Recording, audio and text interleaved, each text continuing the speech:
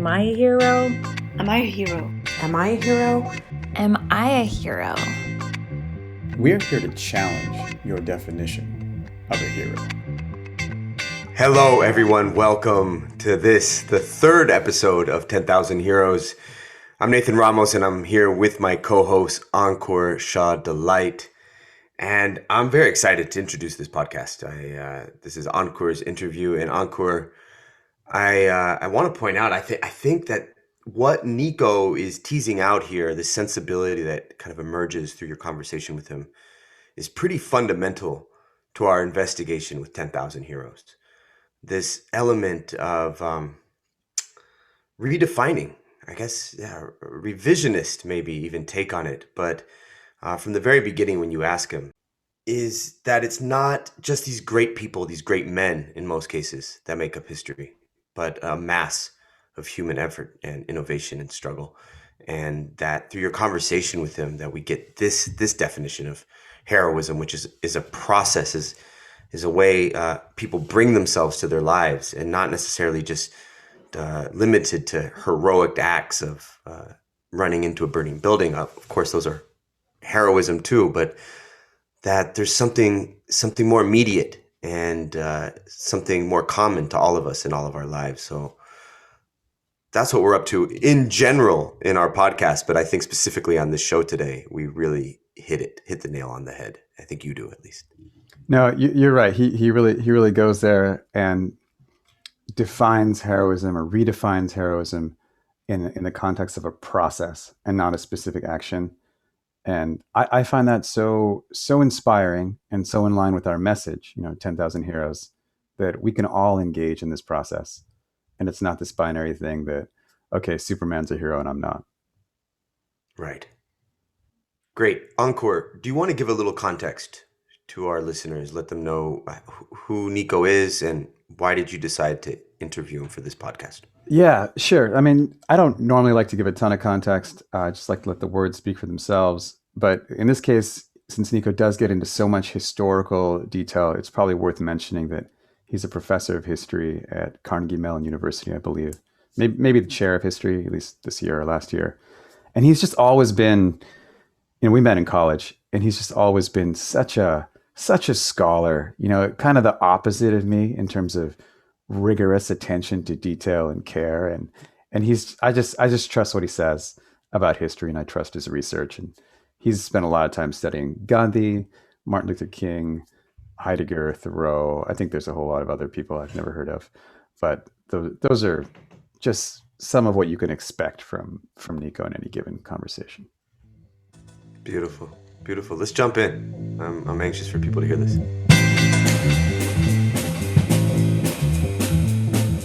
Good morning, Nico, and welcome to the show. This is 10,000 Heroes. We are so happy to have you here. How are you feeling today? I am feeling wonderful, Encore. Thanks so much for having me. Well, I'm really honored. Nico and I have been friends for many years, since 1997. And, you've been a role model and someone I've admired at various points through my journey. So it's really an honor for me to have you here. And my first You've been question, a role model for me too, my friend. You've been a role model for me too. Thank you. So my first question, this podcast is called 10,000 Heroes. And one of the ideas is to get different people's definition of what a hero is, what heroism is, and how that shows up in people's lives. So what's your definition of a hero? For me, a hero is someone who strives to live in accordance with their values and constantly questions both the nature of those values and the degree to which they're accurately being lived. So it's a process. For me, heroism isn't about a particular act. It's not necessarily courage in the face of danger. It's not necessarily risking one's life for some great vision or goal or cause. And it can be those things, but it doesn't have to be. I think for me, the real essence of heroism is about consistently and courageously struggling to live up to one's own values. Beautiful. And I love how you define it as a process. So it's not just something that happens once, but a whole kind of feedback cycle of questioning what are the values, how am I living by them, and seeing how that evolves. Well, and it's a process that I think all of us do to some degree. I think there's heroism in all of us and in all of our lives. And so the trick from my perspective isn't to suddenly wake up one day, take off your normal person outfit and put on your hero cape. The goal is to keep adding to that hero cape, right? We're all wearing it. It's just that we need to recognize it and embrace it and grow it. And so heroism is a process, and it's a process that we're all doing already that we just need to develop more fully in ourselves. I love it. That's music to my ears. So let's go to, maybe to zero in a little bit on you and your process. Like the definition you just gave, like how did that emerge from your life? Like when did you come to that, and what is the role of that definition in how you live your life?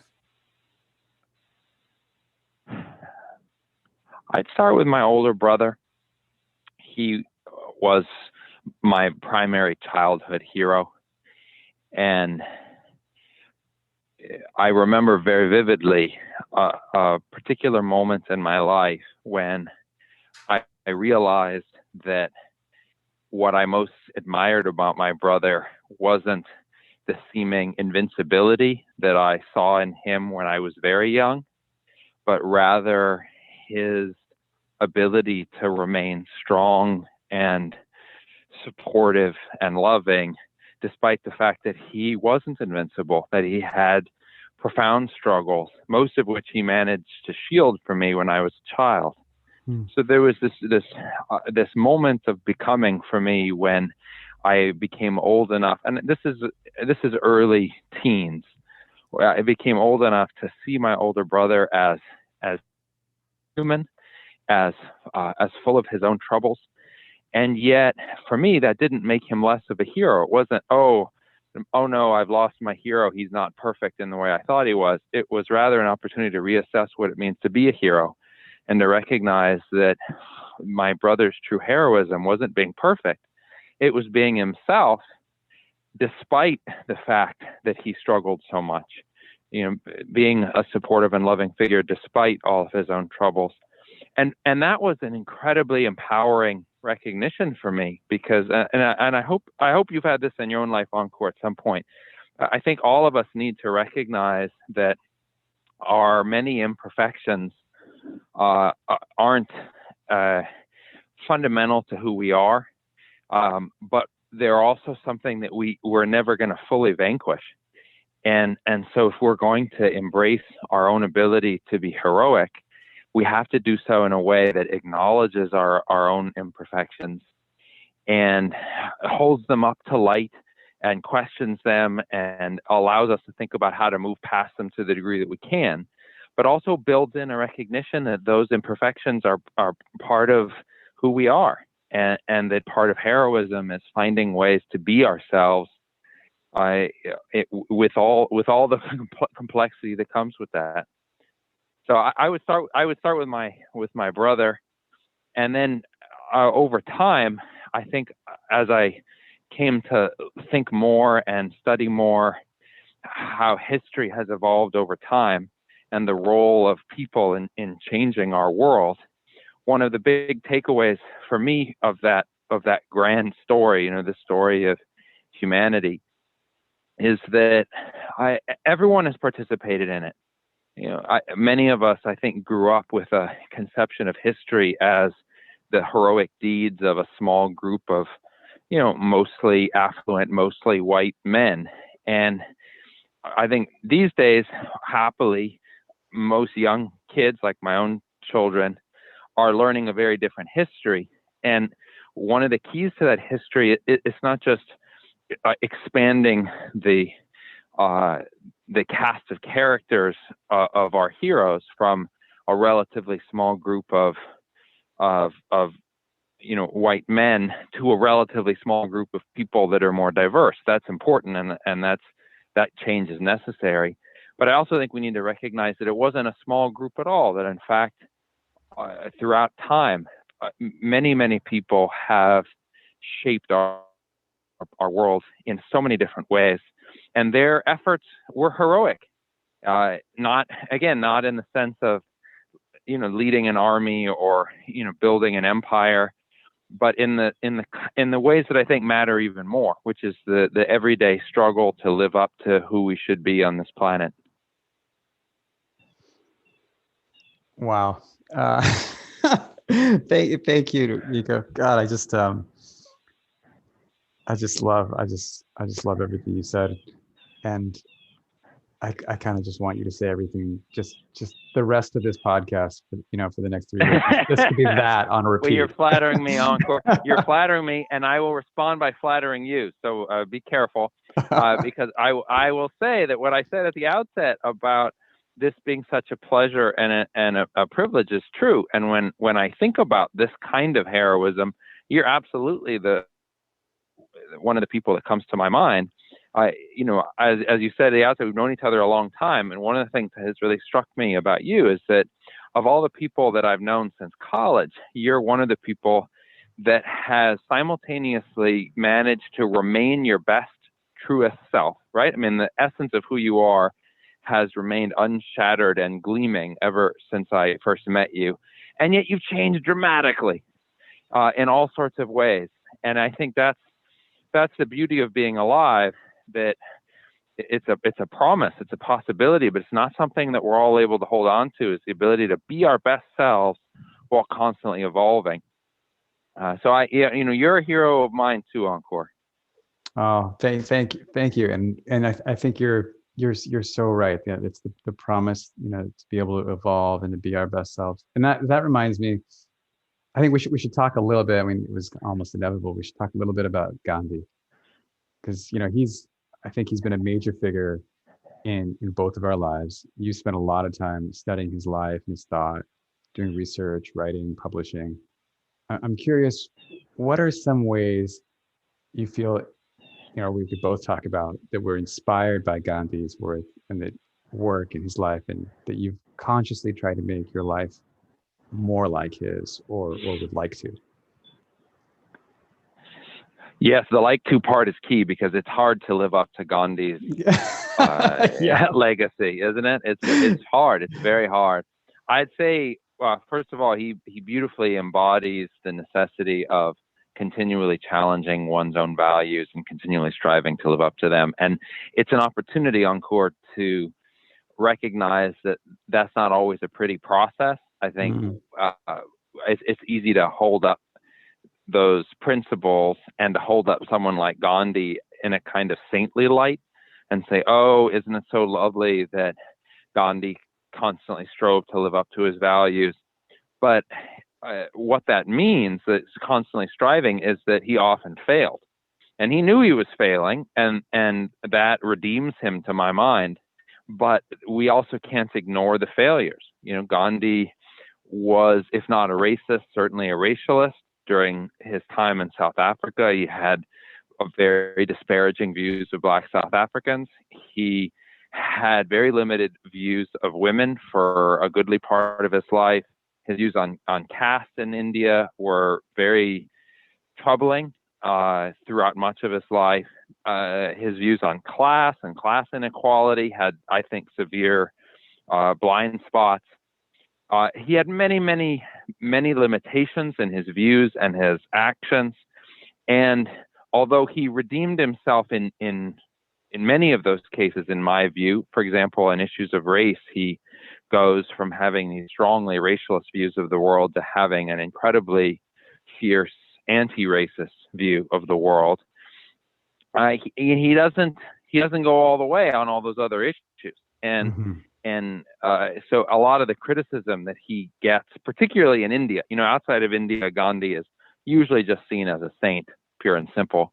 Not always, but usually. In India, he's a very controversial figure, right? As you know, I mean, all sorts of different groups attack him, and they have reason to, because he was a profoundly flawed man. But that is part of what I love about the guy. I mean, he was a profoundly flawed man, but he changed more than any other historical figure I've studied. I mean, he just continually, year after year, decade after decade, revised his fundamental actions to try to make them live up to what he thought was right. And that's something that most of us really struggle to do. So I think there's much to criticize when we think about Gandhi, but there's also much to admire, in part because there was so much to criticize. And the last thing I'll say, and this is an aspect of his life that I really struggle with, is that he really fought to direct not just his time, but also his resources towards helping those who were in the greatest need. And this is something that, for me, it's kind of like, I start off by saying there's many different people that have changed the world, that there's heroism in all of us. On the other end of the spectrum, there are very few people that are willing to put their money where their mouth is and are willing to really give away the opportunity to build up money in one form or another. And it's hard. It's so hard, especially in our world today, to really give away a lot of wealth to help other people. And I used to be really radical in my vision for how I would deal with my own, relatively small economic resources. And I found it so hard to live up to that, particularly as a parent. When you have kids, it just becomes so easy to say, well, I need to hold on to these things because my kids might need it at some point. I don't know what the future will hold. And I keep coming back to Gandhi, and I keep coming back to the fact that he was radically willing to embrace a certain kind of noble poverty in order to try to focus his energies wholeheartedly on helping those who were in greater need. So that's a very specific facet of a heroic act, but it's one that I personally still continue to really struggle with, to figure out, okay, given the fact that I do need to hold on to some resources in order to think about the future of my family, given that the future is uncertain, but also given that there are millions of kids in the world that don't have enough to eat. How am I to justify holding on to so much when there's so many that need it desperately more? That's a particular challenge that I think Gandhi really strove to confront, and did confront, in ways that many of us can learn from. Yeah. Let me turn this one back on you, Corey. I should just add for those listening that one of my most treasured memories is of meeting you at the Gandhi ashram in Warda, and you arriving with this beautiful flute that you played for my students. And I loved that, actually, because another part of Gandhi's life that I think is so often forgotten is that he did cultivate certain kinds of beauty. He wasn't a man that was cold or turned off from the joys of living.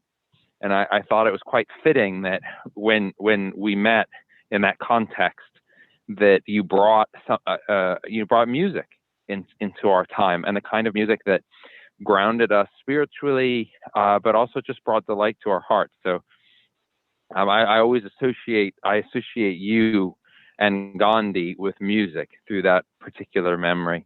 But how do you explain your own? If I'm permitted to ask a question. Oh, please. Yes. How do you explain? Oh, good. How do you explain your own relationship with Gandhi? Where do you see heroism in his life? Oh gosh, I mean, that's such a huge question.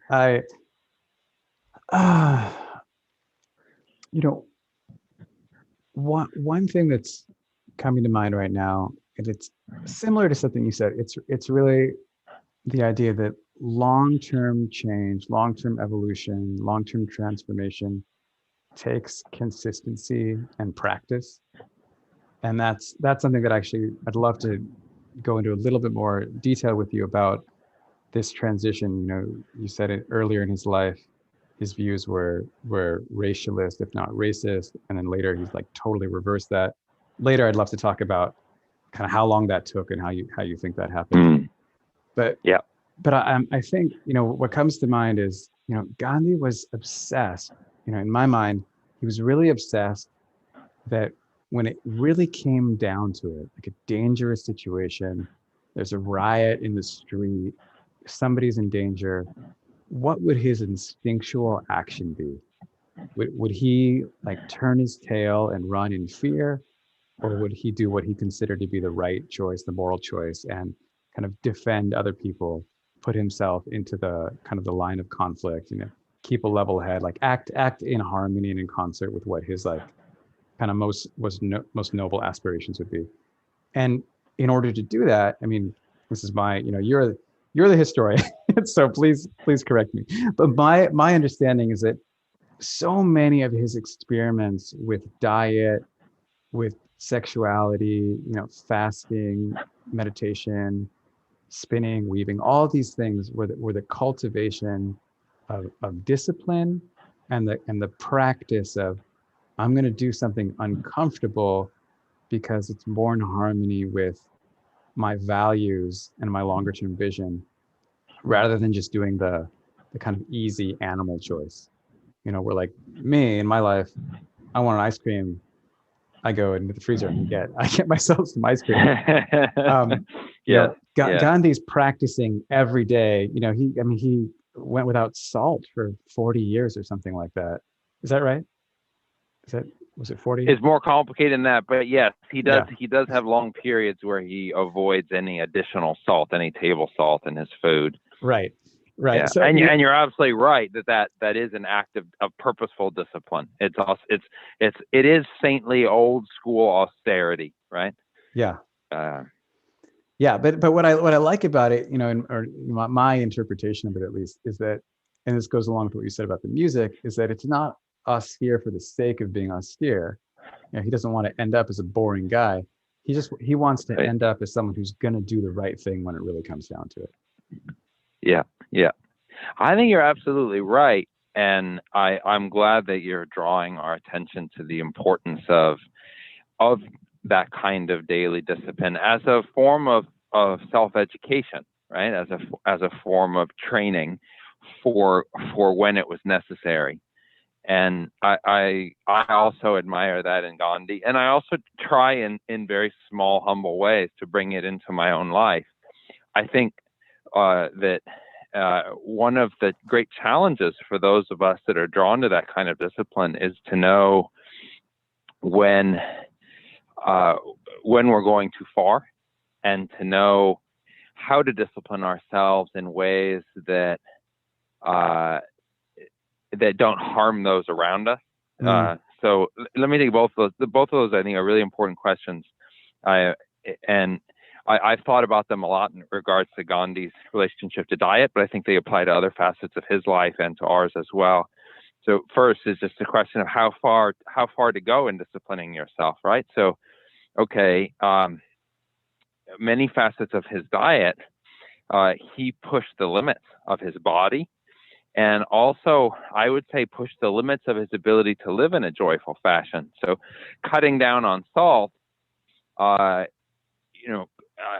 allowed him to cultivate a different relationship with food, as he saw it, a relationship that was grounded in the necessity of food to fuel his body so that he could serve God by fighting for truth and justice in the world.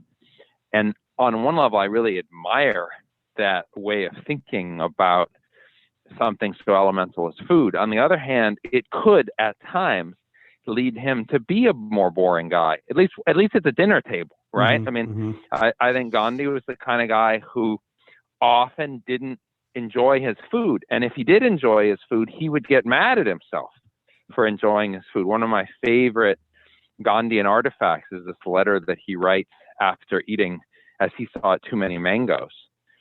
He couldn't help himself. He loved them so much. And then he felt terrible about it because he felt it was a form of gluttony. In my own view, you know this about me, Encore, I will eat some mangoes, man. I mean, right. And I'm not going to feel bad about it because I think that there is something beautiful and something very human about enjoying something like a wonderful piece of fruit. So I think Gandhi does go too far at times in chastising himself and going towards extreme austerity. And I also think that he often pulls others down with him. So his family in particular, he could be very strict at bringing discipline onto others, those around him in his circle. But it's hard to know in our own lives when we're being too strict, too disciplined for just the sake of discipline. I find for myself, for example, that it's important to keep asking myself, okay, why exactly am I studying German every day, for example? Mm-hmm. It's not something I have to do. It's an act of discipline. I get some joy from it, but a lot of it is just me trying to hold to a particular routine that I've set up for myself. And I see the benefit of that kind of discipline. But I think it's important to keep asking yourself, are you doing it in the right way? Are you focused on the right things? Are there other things that actually would be a better use of our time in regards to discipline? And then how are we forcing it or not forcing it on others? And I think the sort of classic American approach to that second question is to say, well, you shouldn't force it on anyone. It's good to be disciplined. We all like being disciplined. But these days, anyway, it's not so cool to force discipline on others. Mm-hmm. But, as you know, Encore, as a parent, you can't really go to either end of that spectrum. At least I don't think you can. I think we're all sort of stuck somewhere in the middle, in that you can't just sort of let kids roam free in all ways. I think you can to some degree, but at a certain point you have to say, okay, no, you're not allowed. Your 3-year-old can't start a fire. You can't juggle knives. There's certain limits. And so once there are certain limits, then you have to figure out, well, how far are you going to bring those limits? And I struggle with this with food all the time. You mentioned ice cream. Do you let your kid have dessert all the time, or do you say, actually, we're going to be disciplined and we're going to not have that dessert because it's good for our bodies, but also maybe it's better for us to know that sometimes we don't have to have that thing, Mm-hmm. whatever that thing is, in order to be happy. So Gandhi raises so many rich questions, and one of them, and I'm really glad you raised it, is just what is the most helpful form of discipline in helping us live our best days, and also helping us, as you put it so beautifully, be ready for when the greatest challenges of our lives come before us. And let me very briefly, before we move on, I can't resist your earlier raising this question of how exactly did Gandhi get from being Yes, please. old school imperial racialist? Yeah, and it's relevant to this question of discipline, I think, because in this case, I actually wouldn't point first and foremost to Gandhi's own acts of daily discipline. I think discipline can help us grow and change, and I was trying to get at this earlier, it can also lead us down a certain rut, right? Mm-hmm. If we're really disciplined at doing a certain thing, it can help us grow, but it helps us grow in a set direction, and maybe that's not the direction we need to be growing in. Maybe we need to take a different path. How do we learn that we need to take a different path? In Gandhi's case, I actually think that the key is that he, although he was very disciplined, he was also remarkably cosmopolitan and curious about other people and other ways of thinking and doing. And so, he comes to South Africa heavily steeped in a certain imperial view of the world that brings along a decent amount of racialism. And yet when he's in South Africa, he makes connections with all sorts of different people, including a lot of very dynamic Black South Africans, like John Dube, who's the first president of the African National Congress. And Gandhi ends up setting up his first ashram not far from Dube's model school. And Gandhi learns a tremendous amount from Dube and from many other Black South Africans. And so you see how over time it's that contact that Gandhi has, particularly with Black South Africans, but also with other people from different parts of Europe, and even the indentured laborers who make up the bulk of the Indian population in South Africa. These are people that, for Gandhi, are coming from a very different place in terms of class, in terms of language. So his encounters with all of these different people who are having these different experiences gradually expand his worldview. And I wish that this was true for all human beings, that we would somehow just sort of bump into different religions and different languages and different ways of thinking, and that it would turn us into more open people. I don't think that always happens, sadly. But I think in Gandhi's case, it does, in part because he is a profoundly curious human being. And in part, I think actually because of his own self-searching. I think because he's constantly trying to figure out how he can become a better person, well, then he bumps into all these different people and they have different ideas, and he's exploring them and he's using them and he's trying to apply them in different ways. I think that's a wonderful model for us in terms of how we can overcome our own prejudices and discriminations. It's not just go out in the world and be a tourist and sort of, you can travel all around the world as a tourist and still stay completely rooted in your own worldview, but traveling the world as a student, right? As someone who wants to learn, wants to grow, wants to change. That's what Gandhi did. And that's, I think, ultimately what helps him really dramatically transform his views on race. Yeah, I love that. I love how you kind of bring it back to something you shared in the beginning, where, something about being a hero is continually questioning the nature of your values. Like, are these the right values? And that the curiosity that takes, along with the exposure to people from different places and with different worldviews, is a good combination, a good lead. Oh man, evolution. Curiosity goes such a long way in this world. It really does. Just being the kind of person who is interested in other people and interested in other ways of living, other ways of being. And it doesn't mean that you have to constantly change who you are, right? There's this beautiful, famous exchange between Gandhi and the great poet and writer Rabindranath Tagore. I bet you're familiar with this, but it's one of Gandhi's most famous quotes, where they're writing back and forth about the degree to which the freedom struggle should be nationalistic. And Tagore is really pressing Gandhi quite elegantly on the importance of not defining the movement too narrowly, not becoming a xenophobic, sort of chauvinistic struggle that is so opposed to the British that it becomes, it becomes in its own way a narrow kind of a movement. And Gandhi replies and says something like, I want the windows and doors of my house to be open, and I want the winds that come from all around the world. I'm just totally destroying this quote here, but this idea is you're opening everything up, letting the winds blow through, being open to new ideas, new peoples. But I refuse to be blown off my feet by any particular current. I'm going to still remain true to who I am, even open to other traditions. And Gandhi did that beautifully. He's very proud to be Hindu. He draws tremendous strength from his own Hindu traditions, and also to a large degree Jain traditions that he gets as a child. And yet he reads voraciously from all the other major world's religions. He's reading the Bible, he's reading the Quran, he's studying Judaism, and he's incorporating the things he learns into his own religious and spiritual practices. So I think there's something very beautiful there that we can all learn from as we sort of move forward on our own paths. Yeah, that really, really well said. I love that story too. And it is this, transcending this paradox, or almost this kind of this synthesis of these two potentially opposing worldviews of like, need to be open-minded and need to like hold on to your traditions. And he's able to do both.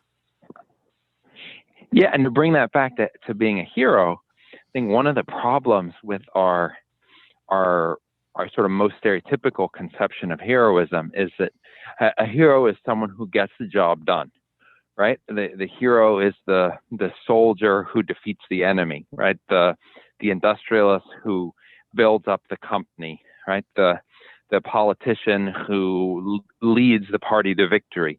It's all about achievement.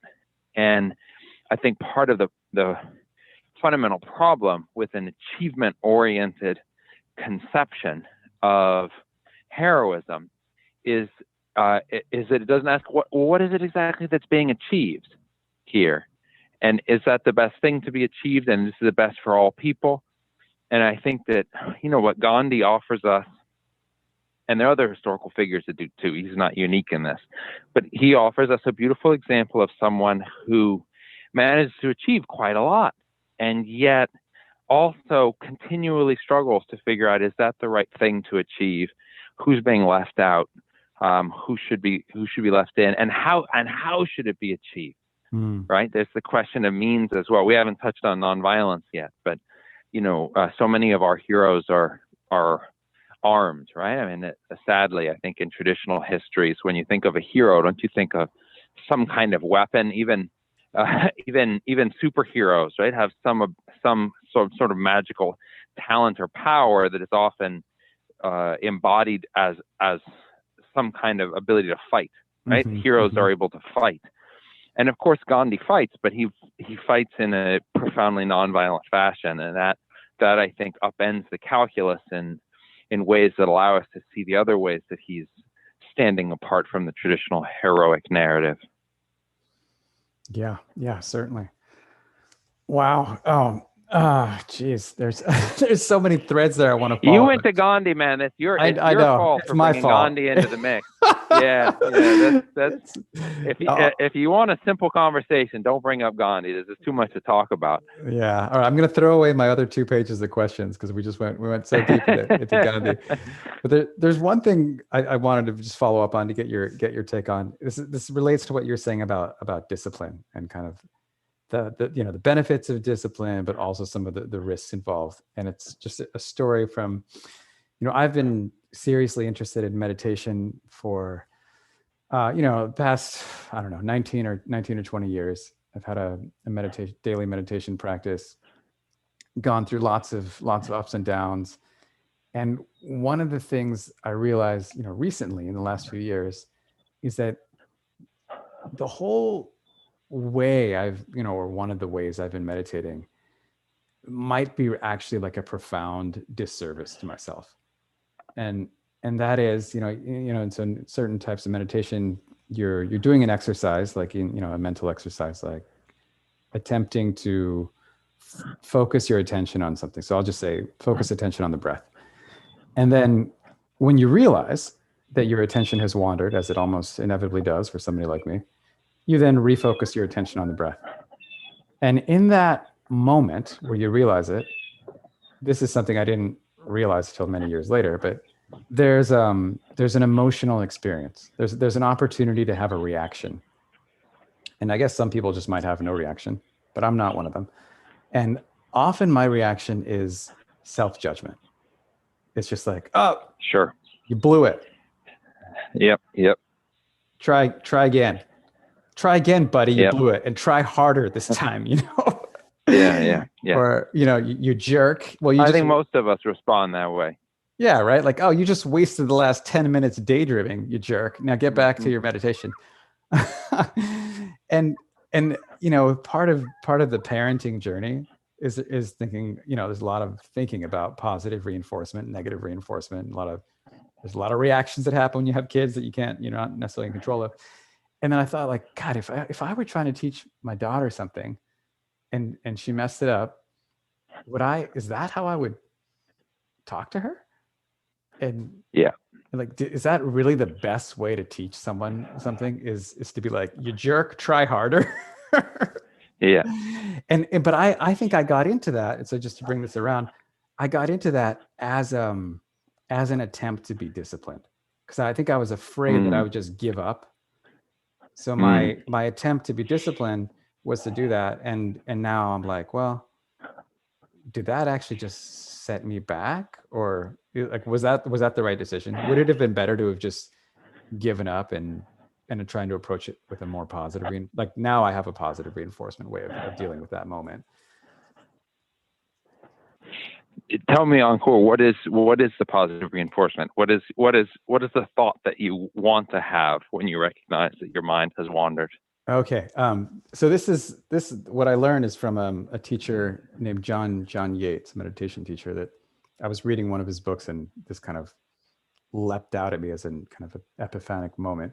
But what he's like, he says, there's another part of the brain. There's a part of the brain that is used in directing attention. So there's the part of the brain that you employ when you're like, hey, focus on the breath.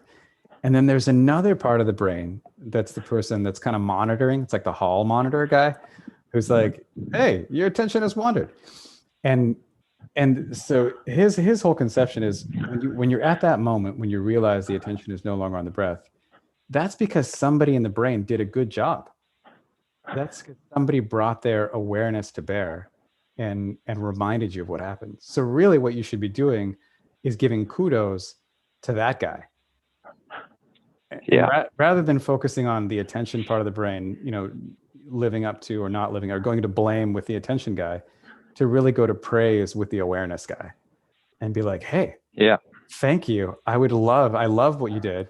I would love more of it, like keep up the good work. And now I'm going to go back and talk to this attention dude.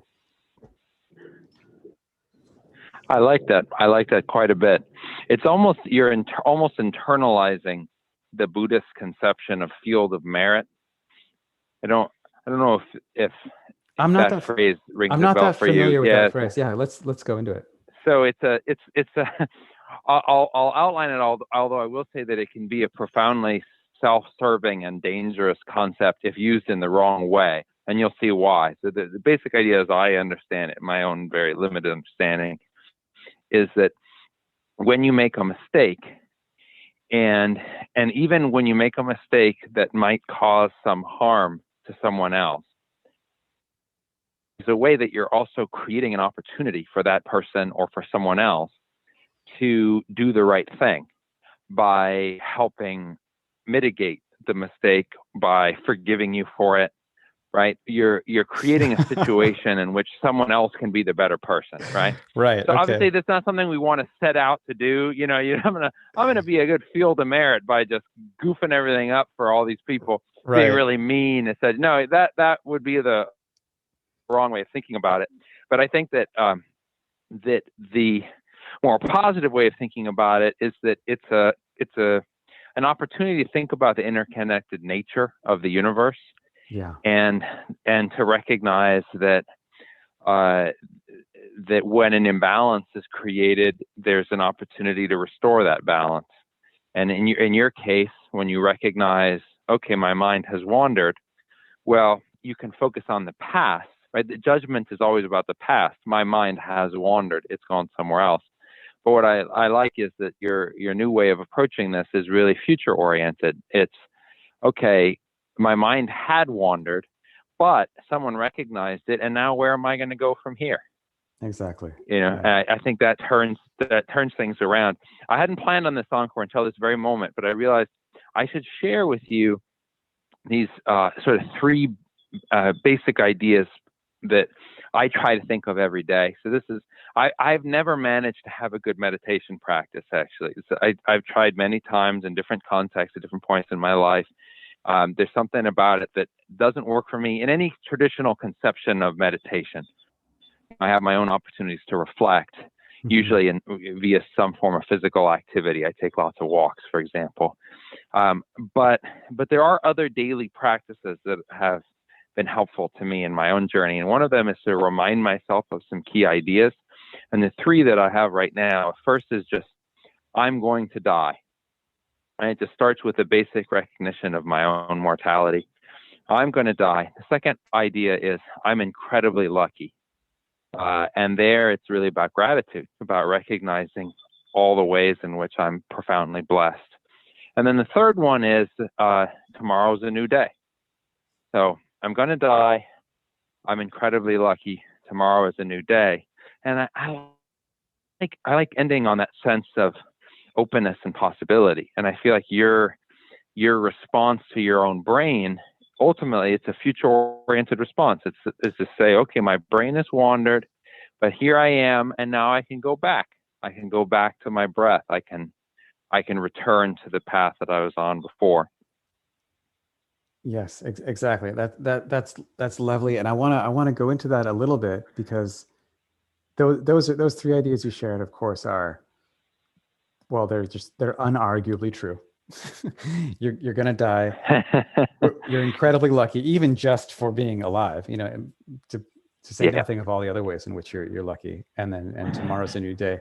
But what I want to get at, and those are even kind of more popular these days, like having a gratitude practice is now more recognized as important. But those could also be done in a really trite way that don't end up having a lot of impact. So I just want to go a little bit more into your ritual of like, how do you do this? Like, how much time do you spend on it? Like, where is your mind when you're doing these things? And what makes the difference between the days where you do this and you feel a significant impact and the days where you just kind of maybe mail it in, if that ever happens to you? It's a really great question. And I'd say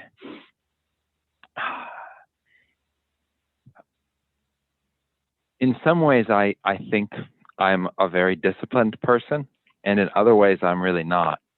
And I don't know yet, honestly, at this point in my life, I don't know yet how much I want to fundamentally change that mix. It's an open question for me, but I'll say that one way in which I'm very disciplined is that I have a pretty strong exercise ritual, really set of rituals. So every morning, somewhere around 10 or 11 in the morning, I'll do my most intense, from a cardio perspective, form of exercise, usually some kind of outdoor slow jog, and maybe a little bit of yoga. Before the pandemic, maybe I'd go to a gym if it was really cold or hot and use some kind of exercise machine.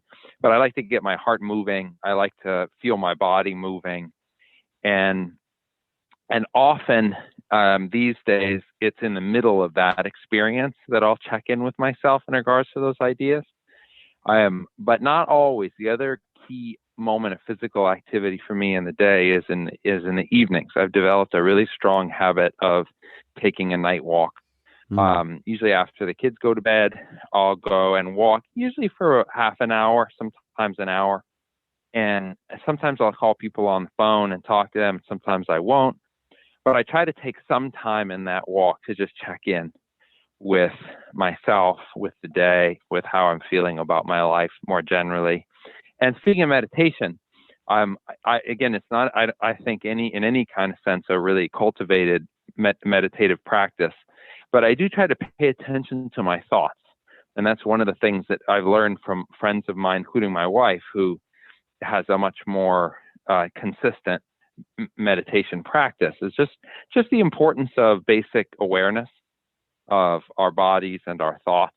And I try to do that on these walks, just to see where my mind is going, and then to interrogate why it went where it went.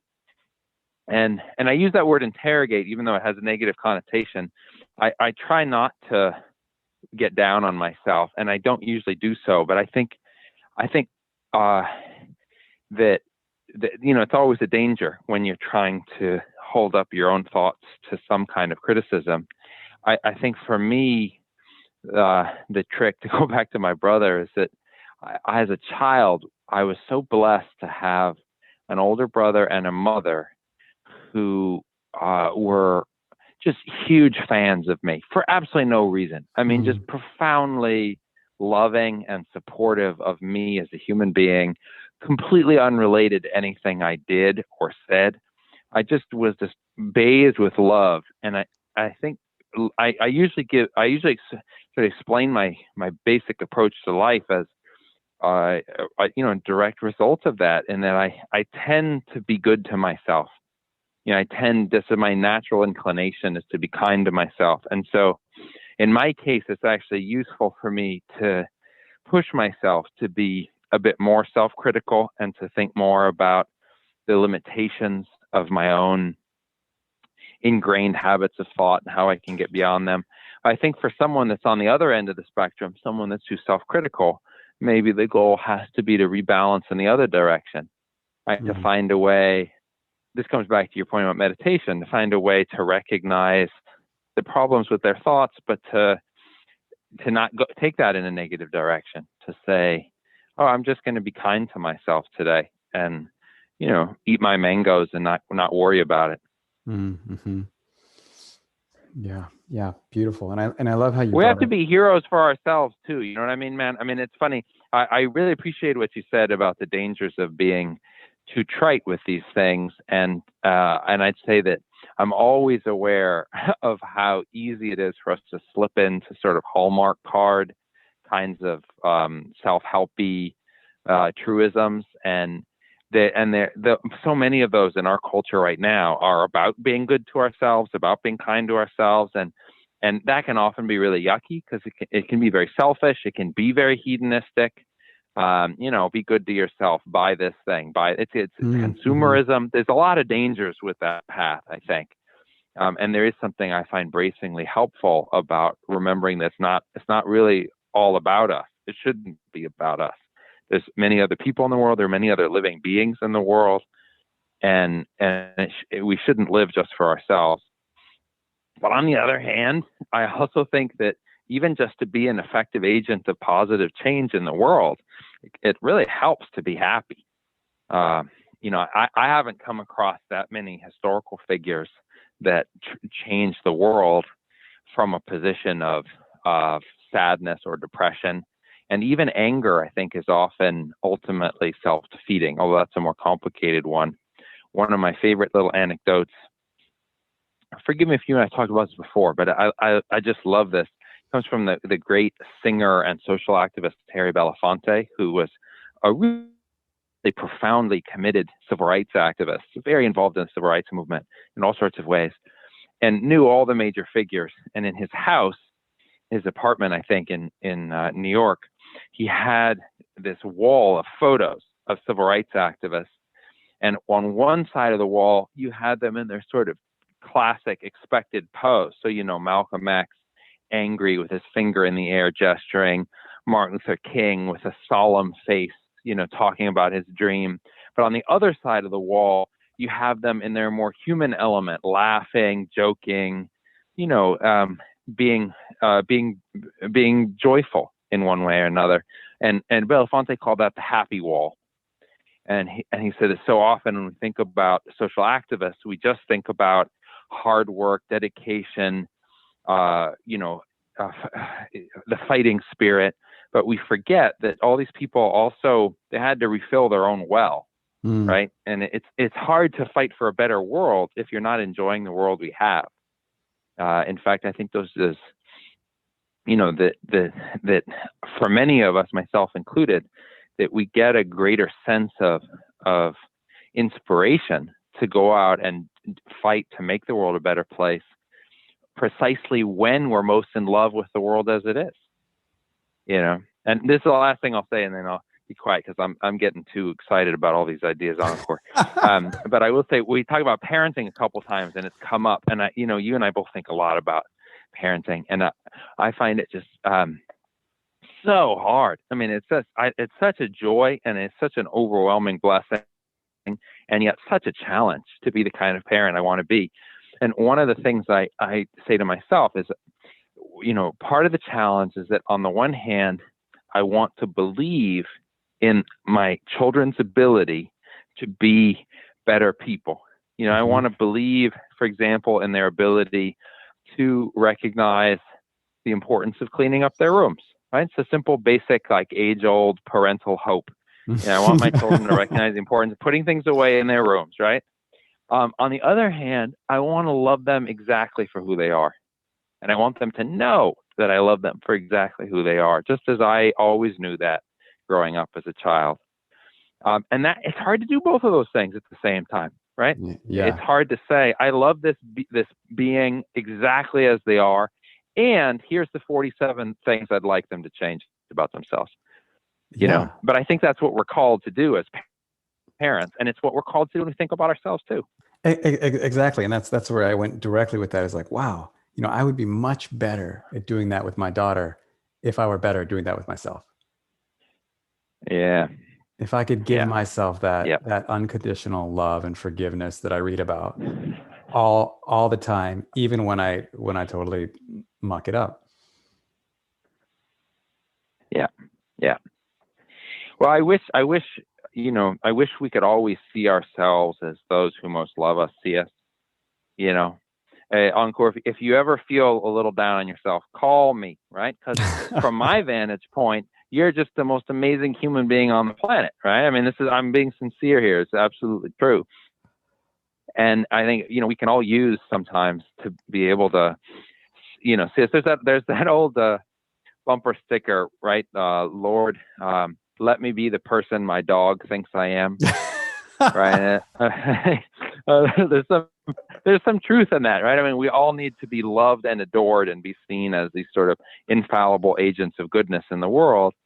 Even while, to go back to where we started with all this, we're holding our values up to searching criticism, trying to figure out how to improve them, how to move forward. Yeah. Because it gives us like the North Star, right? It helps us remind us where we're headed. That's right. And it helps us believe in our ability to change. I think if you just focus on all the things that are wrong with your life, then where's the hope? Where's the sense that things could get any better? I think that's when you get trapped and you used to pull yourself down. But if you're able to really believe in yourself, then you have this sense of possibility. You have the ability to transform. Exactly. And so I want to go into that a little bit. One of the ways you're suggesting of having that experience of really believing in yourself is leveraging, what I call like the distributed consciousness, like leveraging people who love you and taking their words seriously and remembering their words in times of doubt or times of crisis. What's another way you would suggest or you've experienced of being able to bolster that belief in yourself that then allows you to go forward and improve? I'm going to answer your question, but first I have to say that it's not easy. And I was tempted to answer facetiously by saying, well, the trick, Encore, is just to have a wonderful childhood, have parents that believe in you and love you, right? And that's it. And so those of us who are lucky enough to have it, great. And everyone else, sorry, but the truth is, I have friends, you and I have mutual friends who have managed to become incredible agents of goodness in the world and to believe in their ability to do so, despite the fact that they had some really difficult and troubling childhoods. Yeah. People can overcome incredible difficulty. It's one of the miracles of human beings. Yeah. Is that we are incredibly surprising in those ways. So I'm not a hard, childhood determines everything kind of person, but in my case, I think it's certainly proven to be incredibly important. So what can we do? Just to return to your question, what can we do to cultivate that sense of possibility beyond reaching out to others? I mean, this is a bit expected as a historian. I think we can learn from the past. I think we can study our heroes and really try to understand them and understand their lives. I certainly get tremendous inspiration from the heroes that I study. Gandhi's the most famous one. I'll give you another one that's you're familiar with, but not all those listening, I think, will be. It's Kamala Devi Chattopadhyay, who was a very influential Indian feminist and anti-colonial activist and anti-racist activist. And one of the things that I most admire about Kamala Devi is that she just wouldn't stand any injustice, regardless of what it was, where it was. She was just the kind of person who felt compelled to try to do what she could to make things right. And some of that just came from basic bravery and courage. To go back to the classic definitions of heroes, I think most of us would say heroes need to be brave. And Kamala Devi was incredibly brave and was ferocious in fighting for things. But it was also about empathy and love. It was about recognizing that other people who might not look like her, who might not live in the same place as her, who were in different situations than her, they were still human beings, and they deserved love and they deserve justice and dignity. And so having that kind of empathy and love helped her helped her become the agent of change that she was. So, all right. So actually, here this is like layers of ideas here, Encore, because I started with the idea of learning from history. Well, one of the things I've learned from Kamaladevi is the importance of not limiting too narrowly my own sense of my calling in the world, and trying to be, and I'm not at Kamaladevi levels yet, and I never will be, sadly, I don't think, but I not limiting the issues and causes that I care about, and being willing to stand up to the degree that I can to fight for those things, even when it's scary, and even when I don't think there's a great chance of immediate success or victory. You know, I think it's really hard to fight for justice, and it's really hard to fight to change ourselves if we don't see an immediate prospect for success.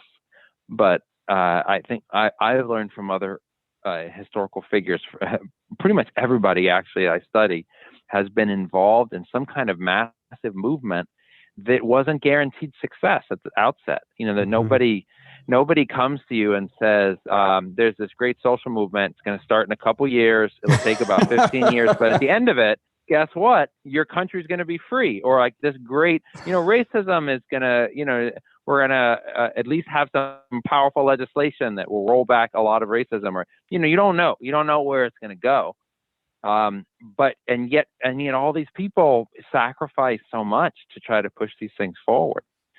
So, all right, I went into history. I'd say, goodness, what else can we do? I think reaching out to our friends and family,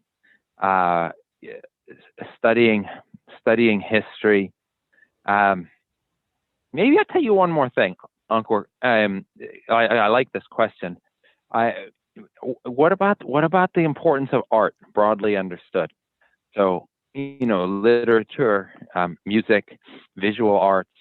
I think so often we tend to think about art as somehow about pleasure, which of course it can be. But I think for me personally, I often find in art, great art, the opportunity to grow as a human being. And it's not, just to be clear, it's not that art always has some kind of obviously transferable lesson. I think there's actually a big mistake to try to take a great work of art and boil it down to some kind of simple maxim. I read King Lear because it teaches me that, I should have a clear will so that my children don't fight with each other. It's not that we shouldn't, reduce art down to some kind of simple dictum, but it's actually, in some ways, it's the opposite. It's the opportunity to enter a world that is so incredibly engaging and so different from my own, whether that's a piece of music like the flute you played for my students, or whether it's a novel or it's a painting, and to feel myself almost physically leaving my body and entering this other sphere. Well, once you can do that, then you suddenly, it's almost like you have the power to time travel, because then you suddenly are aware that you can go to different places, even in your own brain. You can go to different ways of being, different ways of living. And that's, I find, just such a profoundly exciting realization. This comes back to that, tomorrow's the new day. I don't have to be the same person I've always been. And we all know that. But to really feel that viscerally in the way that I think great art can help us feel it, it's a very empowering experience. That is beautiful. And I think that perfectly ties together and sums up so much of what we talked about awareness, the possibility of transformation, being able to have a different relationship to your past and future, and that constant process of questioning your values and assessing how accurately you're living by them, by imagining how it could be different in the future. Thank you, Nico. Thank you so much.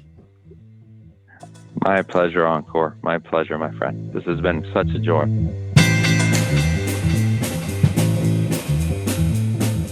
thank you, Nico, and thank you everybody for listening. Be sure to check out the show notes for more details on Nico's work. And as we like to say, call your mother. That's our tagline. That is our tagline. Everyone call your mother. She misses you. Yeah.